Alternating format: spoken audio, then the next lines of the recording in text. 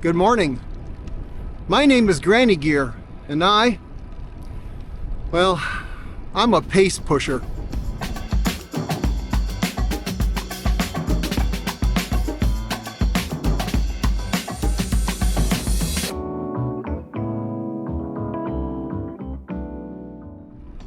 Pace pusher. That means I just really struggle with riding slowly. Now, I don't mean to say that I'm fast. No, it's not that. It's just I tend to push a gear that keeps me working pretty hard. It's just I just do it. I come over the rise of the hill and I shift up. I riding along and I think, well, one more gear would be about right, and I tend to just move along at a pretty high effort. It's just what I naturally do. It's not like I'm bragging, it's just the way I'm wired. But that's not necessarily a good thing, and today I'm doing a fairly long ride to the beach again. Going a little further, about 70 miles today. And it's a nice flat ride. So I'm going to be riding out through this lovely little river valley. Got a bunch of agriculture around me. I'll be talking about something I discovered this last year that made a huge difference. My ability to, well, train smart, I guess.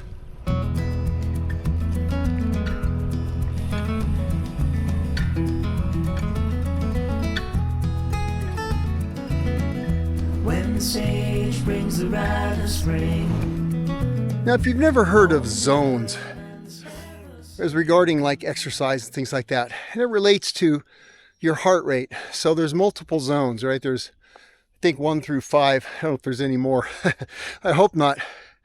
That would be bad, I think. But, you know, the idea is that you operate in your heart rate within certain zones. So, you know, for me, like, for instance, zone 1, I don't know what the numbers would be. I'll put up on the screen. It would be from, you know, somewhere just off the couch to maybe 120 beats a minute or so for my age.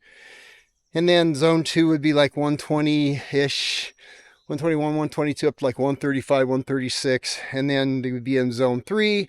And they kind of go from like mildly aerobic, you know, to aerobic to anaerobic to threshold, and on and on and on. As you get older, there's still all those zones. They still exist, but your heart rate tends to not operate as high a level as it did when you were younger. So those zones will adjust, right? Depending on your age. And also there's a genetic part of heart rate. Like some people just have naturally higher heart rates than others. I have a fairly low heart rate as far as that goes. But zones, I had never heard of zones. Maybe that's because I wasn't racing. Maybe because I didn't ever had a coach or training, anything like that. It could be also because being a mountain biker, I just never heard anybody talking, even the pros and semi-pros I used to ride around with in teams and things. No, I don't remember ever hearing about zones. And I wonder if because with mountain bikes, I mean, it's so hard, it's so anaerobic. You're in this lowest gear, you're on the steepest little climbs and things. I mean, to say, well, today we're going to do an easy zone 2 ride up this single track on this mountain, guys. It just doesn't happen, right? You just stay home. But on the road bike, it seems to be a lot easier. Like today, there's not a lot of hills. I'll never get out of the big chainring. So it allows me to operate within a certain heart rate zone. But why would I want to do that? Because I found out that, especially for an older athlete, I think, well, it's just magical if you do that. But it was hard for me to do that. All right, I had to learn. All right, I'm going to work my way down the road here a little bit. I'll catch you a little bit down the road and I'll talk about why you might want to do that and how that worked out for me last year and how I'm putting it in place this year for my training for the death ride. All right, I got to get pedaling.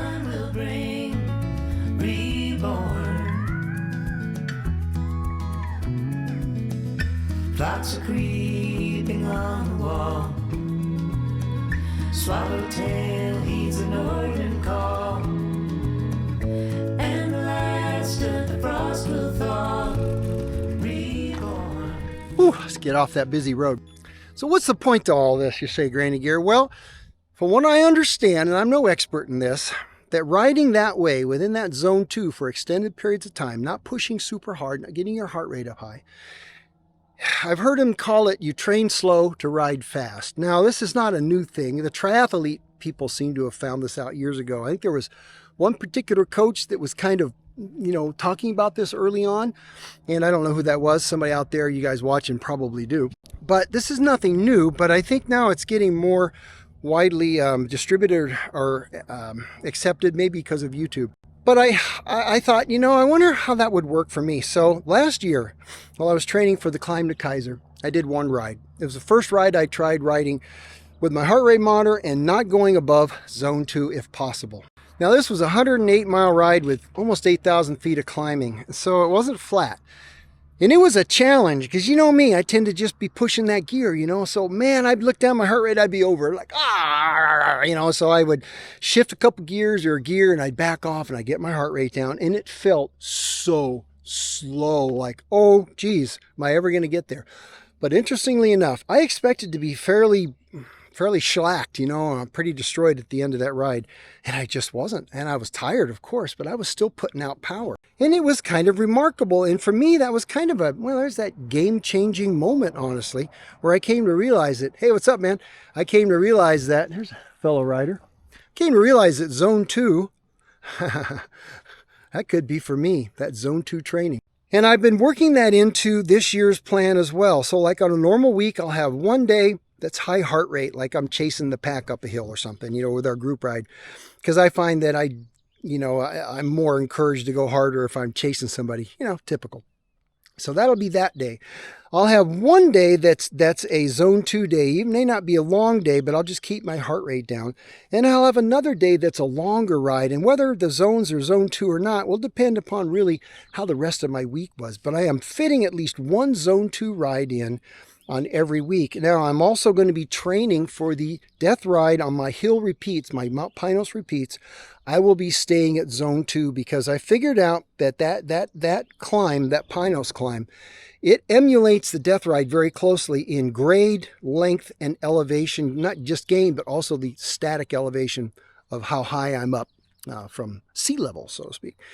I'll be riding that at zone 2 on all my repeats because I'm going to try and ride zone 2 on the death ride. Now, that may not happen for the whole ride, because if it gets steep enough, I run out of gears, it's going to be what it is. But that's what I'm going to try and do, because I think that's going to be key for me to make that not just survivable. I'm sure I'll survive regardless, but maybe a little more enjoyable. All right, I got to get going here. I'm 10 miles out or so from the beach. I got to get there, and then I got another 10 miles of coast to ride. I'll see you somewhere along there. I'll find a quiet spot, because I want to talk specifically, to wrap this up, about why I think this is maybe even more important for older athletes like me, like us, than anybody younger, because, talk about that when I get down there. All right, I got to get going. What a beautiful canyon I'm on, though, right? Okay, got to ride. We'll see you down the road. In warmer spring, I recall everything once more.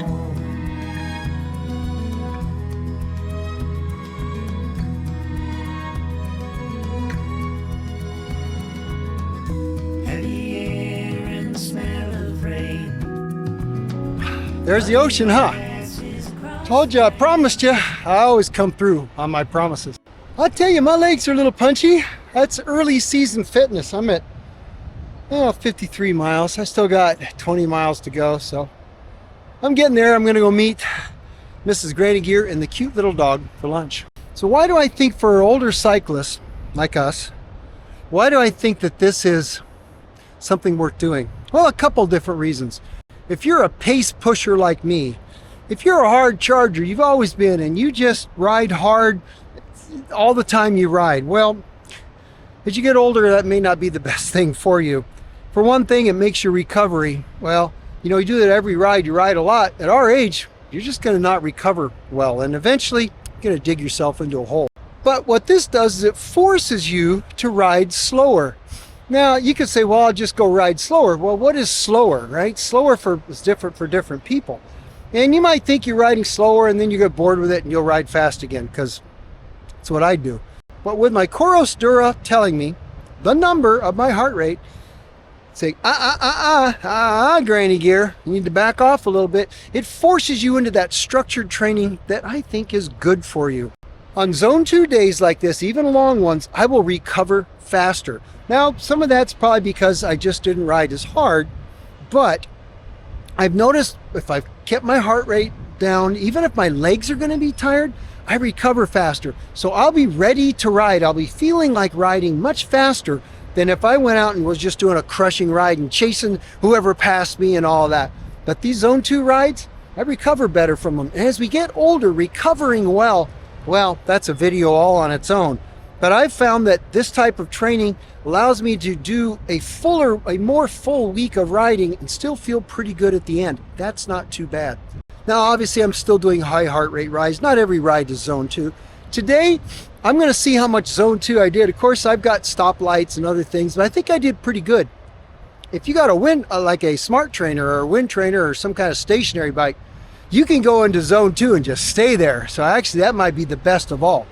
But I think I did good. Now, my app, I'll look at my app once I upload this ride and finish it, because the Coros app will tell me a percentage of how long I spent in each zone, 1 through 5. And I think I did pretty good today because it was fairly flat, and I think that worked out. I think it's Bulletproof Cycling. I think I got that right. Look him up. If I got it wrong, I'll put it up on screen. He's a funny fellow. And he's a coach in his 50s, he's been coaching for years, and he coaches a lot of folks like us, and so I like what he has to say, and he's just a hoot to watch, isn't he? All right, I got about 20 miles of that to go do, and that is not a bad thing, is it? You guys have a great weekend, as always, you go ride your bikes.